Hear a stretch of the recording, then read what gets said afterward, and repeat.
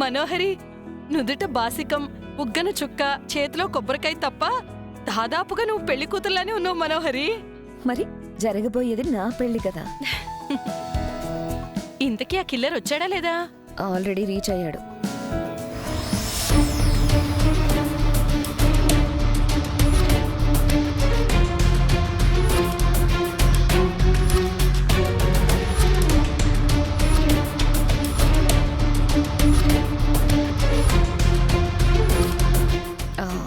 ఇదిగో ఈ ఫోన్లో జోకర్ పేరుతో ఆ కిల్లర్ నెంబర్ ఫీడ్ చేసింది. నేను సైగ చేసినప్పుడు వాడికి కాల్ చేయి.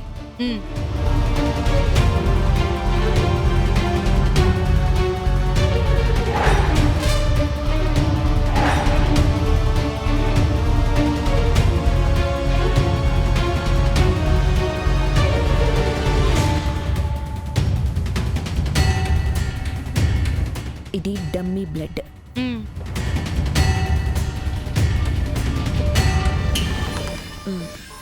పద.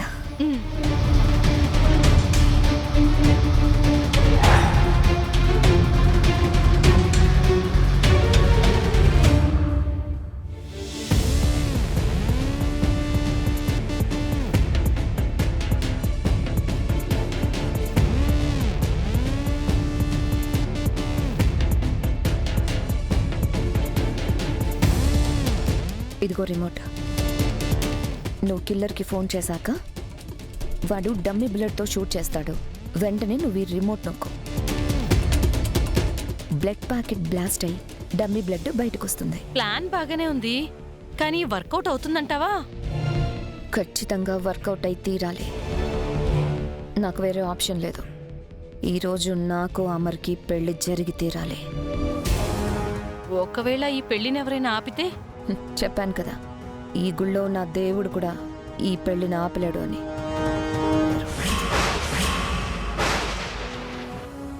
జరిగేది హోమం అనుకొని అందరూ వస్తున్నారు.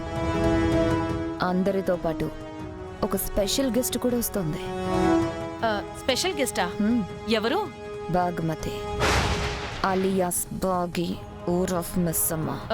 తనెందుకు వస్తుంది? తన పిల్లల కోసం. నేను జరిపిస్తున్న మృత్యుంజయ హోమం దగ్గరుండి చూడ్డానికి వస్తుంది. అంతేకాదు, పిల్ల అరుంధతి ఉన్న మిగతా పిల్లలకు ఏ హాని జరగదు అన్న విషయం కన్ఫర్మ్ చేసుకోవడానికి కూడా వస్తుంది. ఈ హోమంలో పిల్లల మీద నువ్వు ఏ ప్లాను చేయలేదు కదా? చెప్పు మనోహరి, నాకు తెలియకుండా ఏదైనా అటాక్ ప్లాన్ చేసావేంటి పిల్లల మీద? నేను కొంచెం జాగ్రత్తగా ఉంటాను, అందుకని. ఎందుకు అంత టెన్షన్ అవుతావు? నేనేం చేసినా ముందుగా నీకే చెప్తానుగా. అదే నా బాధ కూడా. నువ్వు చెయ్యాల్సిందల్లా నేను చెప్పినప్పుడు కిల్లర్కి ఫోన్ చేయడం, వాడు షూట్ చేయగానే నువ్వు ఆ రిమోట్ నొక్కడం. ఆ తర్వాత ఏం చేయాలో నీకు గుర్తుందిగా. పద.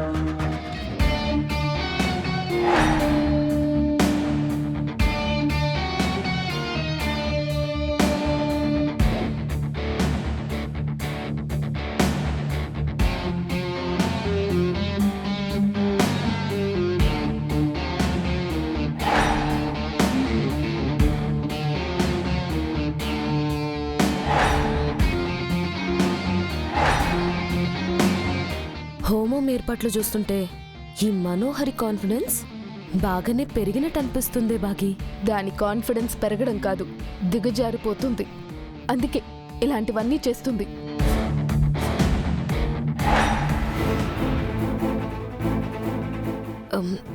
నువ్వు తప్పుగా అనుకుంటున్నావేమో బాగి.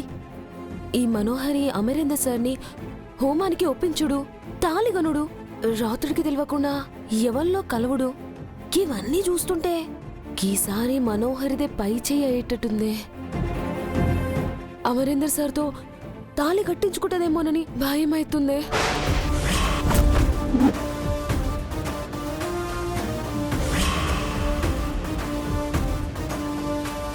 అలా ఎలా జరుగుతుందే? నాకు ఆయన మీద నమ్మకం ఉంది. నువ్వు మీ ఆయనని మాత్రమే కాదే, గీ మనోహరి కాన్ఫిడెన్స్ ని కూడా నమ్మాల్సి ఉంటదే బాగి. గది మామూలుది కాదు. మీ ఆయన పెళ్లి చూపులకెళ్ళింది మనోహర్ని జూన్నీకే, కాని మీ అక్కని పెళ్లి చేసుకొని వచ్చిండు. నాకు ఆ అమ్మాయి నచ్చింది.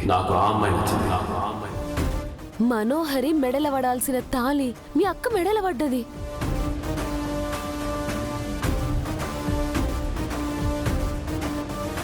గట్లా మనోహరి మొదటిసారి తన పెళ్లిని మిస్ చేసుకుంది. మళ్ళా రెండోసారి మనోహరి పెళ్లి పీటల దాకా వచ్చింది, కానీ ఆ పీటలపై నువ్వు కూసును.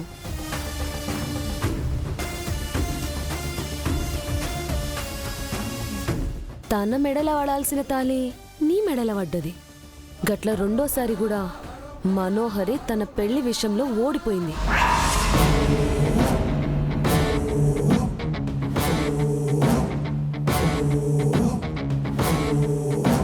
ఇది మూడోసారి. ఈసారి తాళిని పెళ్లిని మిస్ కాదేమో అనిపిస్తుంది నాకైతే. ఎందుకంటే మొదటిసారి తన పెళ్లికి అడ్డుపడ్డా మీ అక్కని చంపేసింది.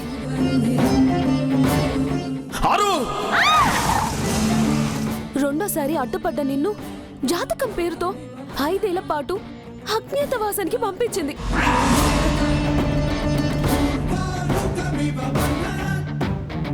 గట్లా నీ అక్క మీద నీ మీద తను గెలిచింది. ఈసారి అమరేందర్ సార్ని గెలవబోతుంది. మీ ఆయన కూడా మనోహరితో పెళ్ళంటే అయిష్టంగా ఏం కనబడతలేడు. అప్పుడు మీ అక్క లేదని పిల్లల కోసం మనోహరితో పెళ్లికి సిద్ధపడ్డాడు కదా. ఇప్పుడు నువ్వు లేవని పిల్లల్ని చూసుకోనికి తల్లి అవసరమని మనోహరిని పెళ్లి చేసుకుంటే